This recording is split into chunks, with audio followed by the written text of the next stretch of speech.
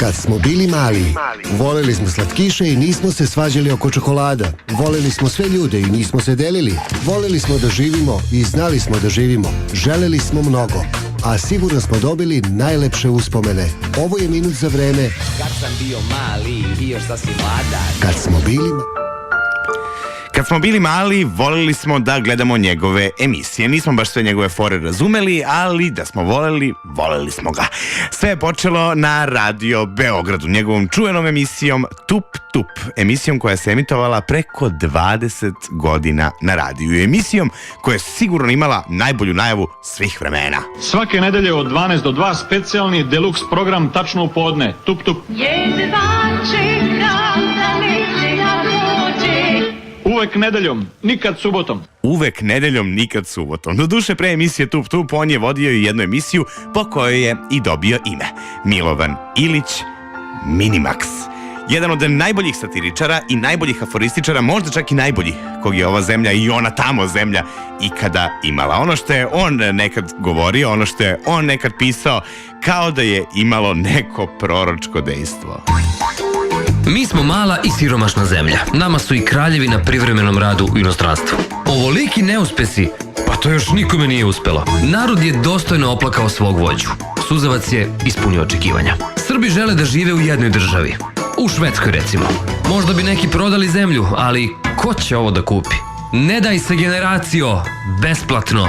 U pravu ste, mada bi logičnije bilo da ste u zatvoru. Bratoubilački rat ne dolazi u obzir. Nismo više braća. Pravi ljudi na prava mesta, ali gde naći tolike zatvore? Milovan Ilić Minimax bio je stvarno genije i još 80. godina radio je nešto što se sigurno može i nazvati stand-up komedijom. 90. godina upoznali smo ga u jednom drugačijem svetlu. Domaćin, neponovljivi, originalni, šarmantni, lucidni. Ladies and gentlemen, your host, Milovan Ilić Minimax. Tu je bilo i narodnjaka, bilo je i svakojakih faca, a on je znao, možda da danas tako radi nešto Marić, da apsolutno tačno odreaguje na svakog gosta. Prema nekome da bude ironičan, prema nekome sarkastičan, a prema nekome džentlmen. I dalje se sećamo kako je on svoju emisiju završavao. Sanjajte toga i toga, a ja ću se već nekako snaći sa svojim gošćama. Milovan Ilić Minimax preminuo je pre 12 godina, baš na današnji dan, 9.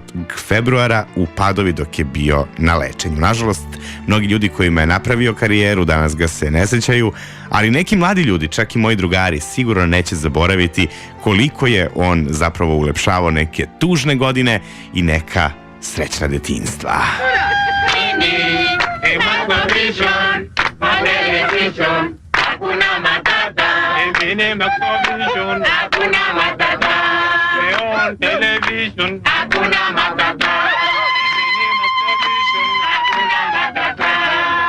Kad smo bili mali i sutra u 10:10 samo na Radio 3.